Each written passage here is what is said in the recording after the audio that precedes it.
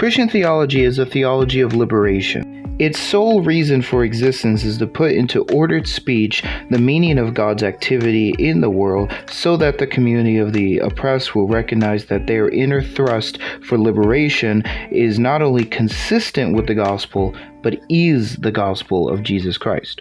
So that is the first page of A Black Theology of Liberation. I'm reading the original publication that came out in 1970.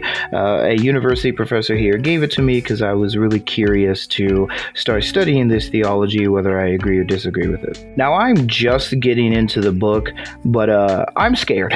There's a lot to talk about here, but I'm very concerned that his doing theology in the context of the Black experience, especially during like the 60s, 70s, and so on, will color his reading of the biblical text in such a way that is not faithful to the authors of those texts. Now, whether or not you should care about the authorial intent of the author is actually a debated topic. He might not care that much. I also have some concerns about like the worldview going into this and some of the more rebellious language that he's already peppering in this early section. But part of the tension with me, at least, is that I recognize that you're always doing theology in a context. That's what contextual theology is. I even talked to my professor about this, but like when interpreters are told that they have to do the application section of their interpretation, which is the last section that you do once you finally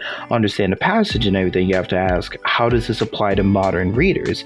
And that is contextual theology. So doing theology in the context of Black people in America, I'm not in and of itself opposed to, but what he does and what others have done with that idea, I'm so far not very comfortable with at all. So the plan right now is to finish reading this book and do some videos on it for Black History Month, because I need content for Black History Month, and that just makes sense. After that's done, I'm going to be reading Advocating for Justice, an Evangelical Vision for Transforming Systems and Structures. I get the feeling that this book is going to be a bit more comfortable for me intellectually, because they are doing that work of saying we need to advocate for these various groups and situations. However, they're doing it under an evangelical framework. That said, though, let me know what you guys think about all these various topics. Comment down below and make sure you follow me for more content like this.